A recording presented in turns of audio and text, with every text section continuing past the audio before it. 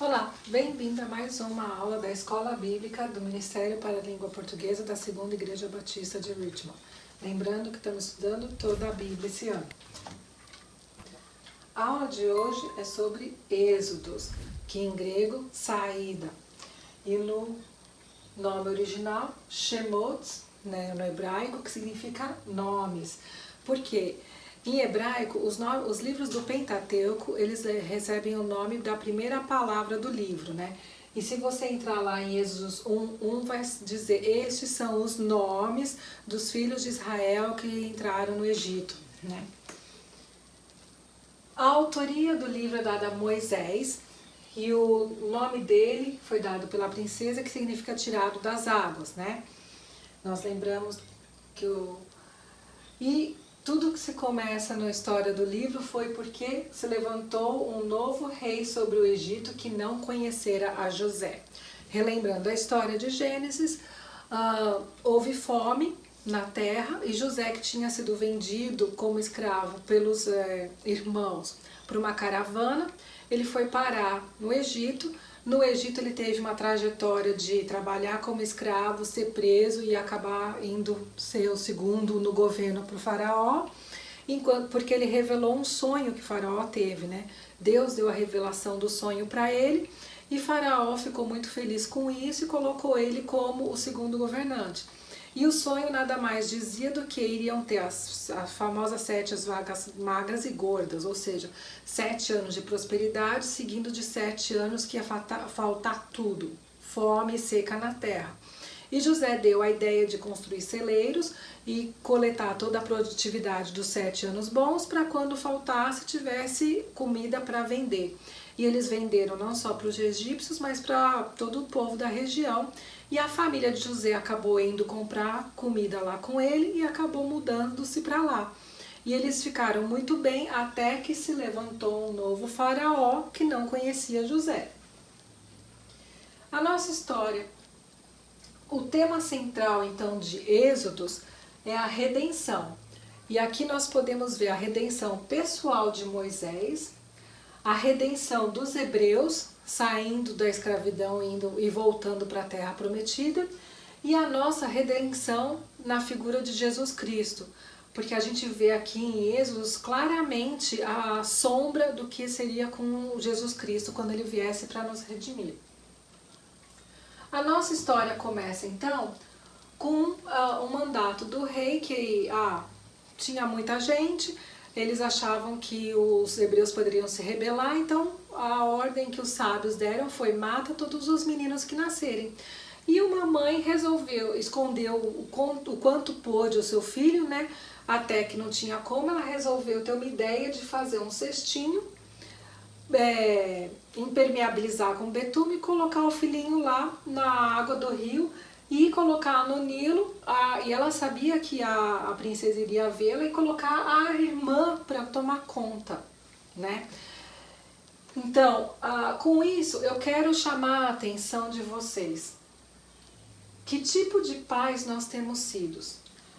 Por acaso nós fazemos planos e pensamos nesses planos para executar para o bem dos nossos filhos?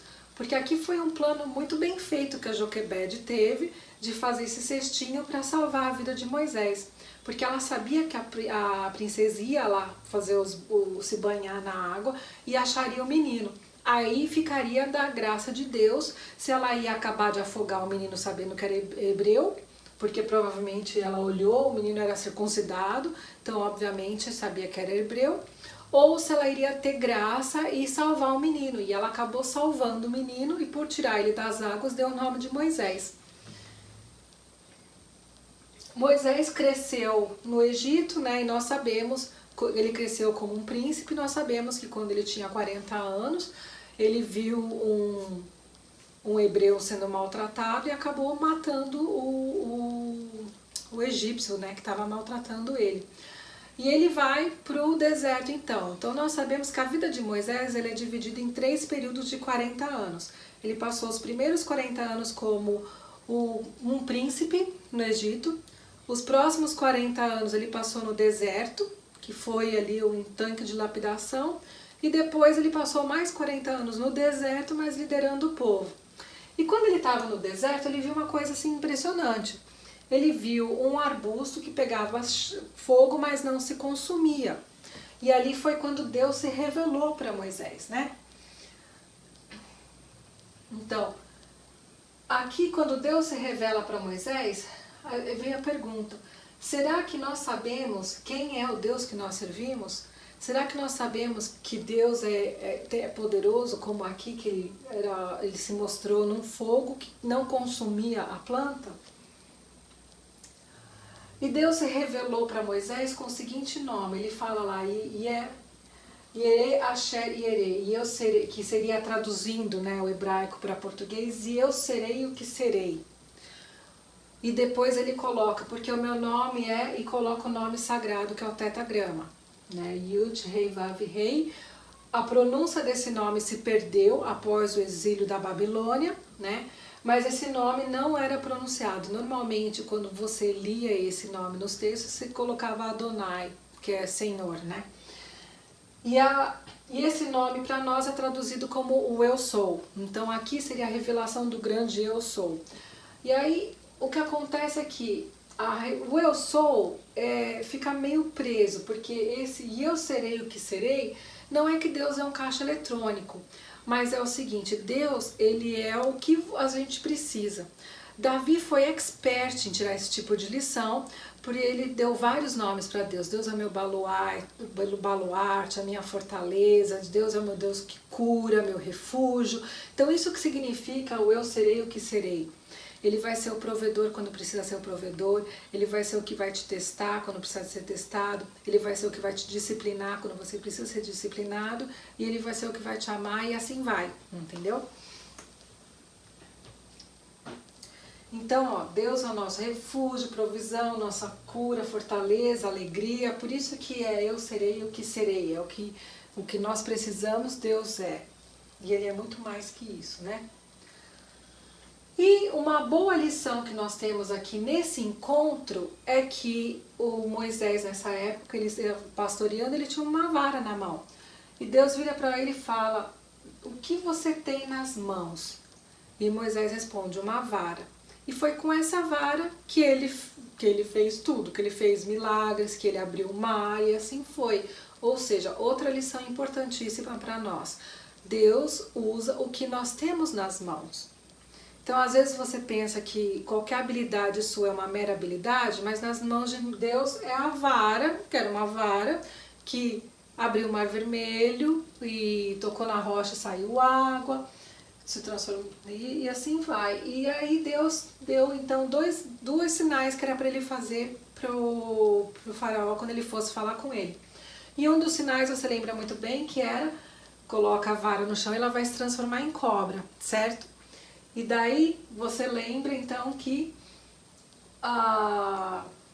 o que aconteceu foi que os magos foram lá e também jogaram a vara no chão e a vara também se transformou em cobra.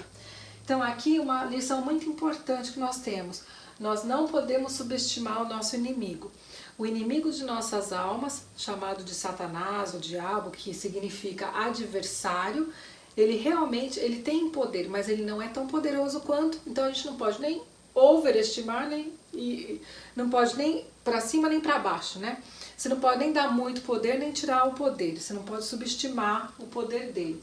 Agora, lembra da história?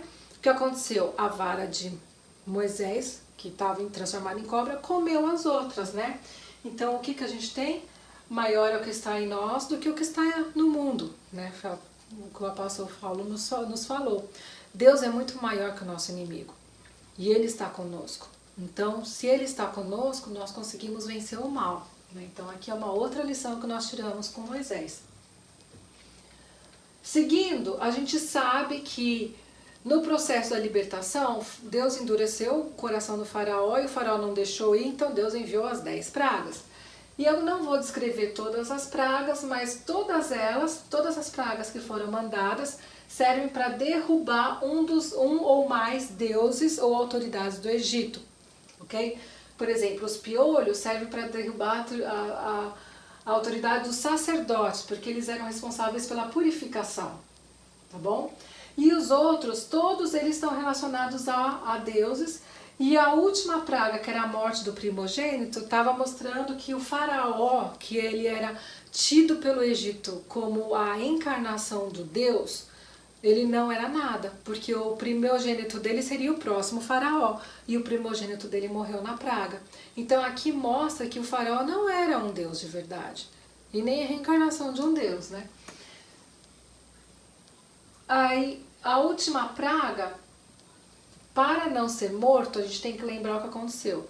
Deus virou para Moisés e falou: vocês vão preparar um cordeiro sem mácula, sem mancha, sem nenhum defeito. Vocês vão matar o cordeiro, vai passar o sangue no umbral da porta e vocês vão preparar uma refeição com cordeiro, com ervas amargas, pão sem fermento, porque tem que ser rápido, sandália, tudo vestido para viajar. Se a família é pequena, junta com o vizinho e vocês vão comer essa refeição dentro de casa. Enquanto isso, o meu anjo vai passar e quem não tiver o sangue no umbral da porta, ele vai entrar e vai matar o primogênito. Então aqui nós vemos que a Páscoa, a palavra Páscoa, que é Pessah no hebraico, significa passar por cima, né? E então no inglês a gente tem o Passover, que geralmente é realmente passar por cima. Então a casa que tinha o sangue, o anjo só pulou, passou por cima, não entrou, ok?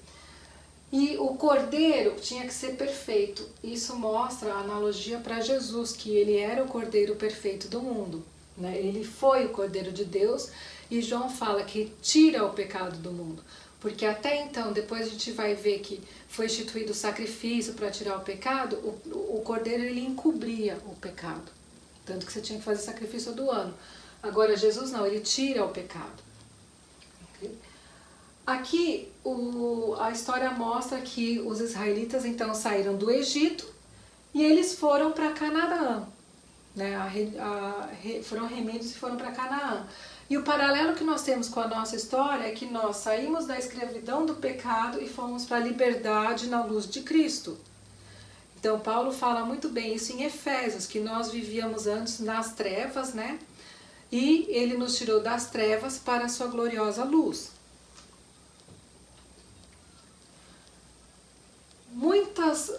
Esse povo viu muitos prodígios e milagres, né? O grande primeiro desse foi a travessia do Mar Vermelho, né? Vale a pena ressaltar aqui que Deus pediu para Moisés orar e estender a vara, e não foi instantâneo, ele ficou a noite inteira lá. Então vale ressaltar que Deus trabalha, mas Deus às vezes não é um pó de pirim-pim-pim que a gente faz assim e faz na hora. Porque Deus tem todo um processo para fazer. Como aqui ele teve todo um processo e demorou um tempo e o povo passou a pé enxuto, maravilhado pelo caminho. E alguns rabinos falam que o espaço para passar era suficiente para passar uma pessoa. Que isso demonstra que essa experiência era uma experiência individual. Isso reconta a nosso processo de salvação. O nosso processo de salvação é uma experiência individual, não é familiar. Cada um tem a sua experiência própria com Deus. E aqui seria um processo disso. Eles estavam saindo do Egito e estavam indo em direção para a terra, né? E era o primeiro obstáculo. E nós sabemos que depois que o povo inteiro passou, Faraó seguiu junto e morreu no meio do caminho, porque daí Deus fechou o mar em cima deles, né? Outra coisa marcante que esse povo viu foi a presença de Deus sempre com o povo junto. Então era visto de dia uma coluna de nuvem, e de noite uma coluna de fogo, né? Então o povo visualizava que Deus estava presente com eles, né? Hoje nós não visualizamos, mas nós temos a promessa do Consolador, porque hoje ele está dentro de nós. A gente não está vendo a nuvem, mas a gente sabe que o Espírito de Deus está dentro da gente.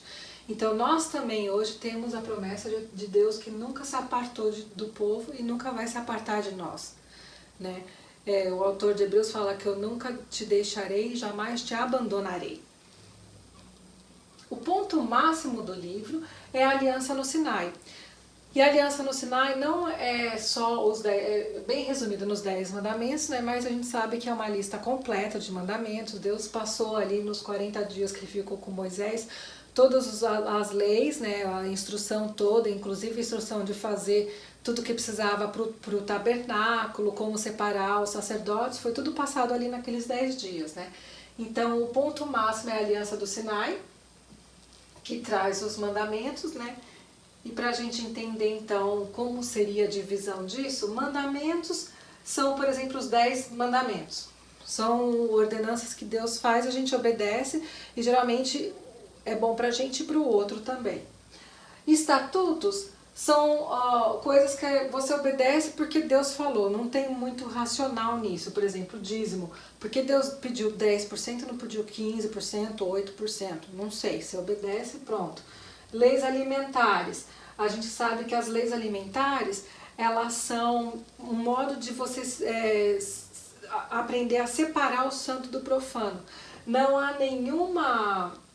A única coisa, se você quebrasse a lei alimentar, é que você não podia adorar por 24 horas. Se não é um pecado que você teria que ir lá pagar, fazer um sacrifício para isso. É para você só simplesmente aprender a separar o santo do profano. E as festas? As festas também, às vezes você não entende muito bem o que é, mas todas elas, quando a gente estuda, a gente vê que está apontando para a redenção e aponta para Jesus, né? Ordenanças são, por exemplo, leis indenizatórias, né? Então, que acontecia se alguém morresse, passava para o irmão, a terra depois de não sei quantos anos voltava para o dono, as leis de a cada 50 anos voltava para o dono, né? O escravo só podia servir por 7 anos. Então, nisso você tem como é dividido, né, a instrução de Moisés, né, nas mandamentos, estatutos e ordenanças. Quando Moisés leu os 10 mandamentos, ali no hebraico você percebe que as pessoas viam como se fossem línguas, né, os trovões, tal, que foi traduzido como chifres, né, tanto que tem até uma estátua que foi feita de Moisés, que tem um chifrinho, né? Porque a pessoa pegou a tradução e era chifre, e na verdade porque não tem a palavra raio no hebraico original, então eles colocaram como chifres, né? E eram os relâmpagos.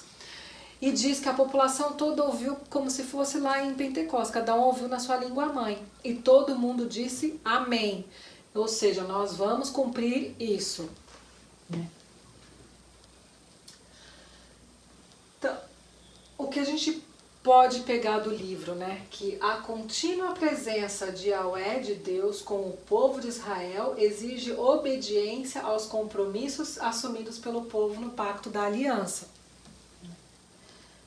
E pra frente do livro a gente vê que Deus ele foi tão cauteloso, ele deu tantos detalhes de como fazer o calendário, com todas as festas, cada detalhe das festas, como construir o tabernáculo, cada detalhe do tabernáculo, né, de medida, de quais são os itens. E aqui tudo aponta para Jesus. Você só tinha um jeito de entrar, uma porta só para entrar no tabernáculo. E Jesus é a única porta. Ao você entrar, você tem a primeira coisa que você depara é o altar do sacrifício, que era onde era a remissão do pecado. Ou seja, você entra pela porta de Jesus, você confessa o seu pecado para Ele e Ele pagou o preço no seu lugar. Passando isso, você tem a pia para você se purificar. Ou seja, assim que você aceitou a Jesus, que você confessou e sabe que Ele morreu no seu lugar, você passa pelas águas do batismo. Quando você entra aqui no lugar de adoração, você encontra o menorá, que é a luz. Jesus falou que Ele era a luz. O pão, a mesa com os pães, que Jesus é o nosso alimento. Você encontra o incenso, que são as orações do justo, certo? Aí você entra no Santo dos Santos. Quando você entra no Santo dos Santos, estava a Arca da Aliança lá dentro.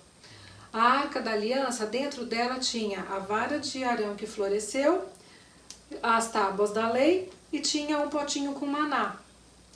Então, aqui na presença de Deus, o que você encontra? Você encontra o refúgio com as instruções que Ele te dá, que eram as tábuas da lei. Você encontra provisão, porque Ele te alimenta, que é o maná.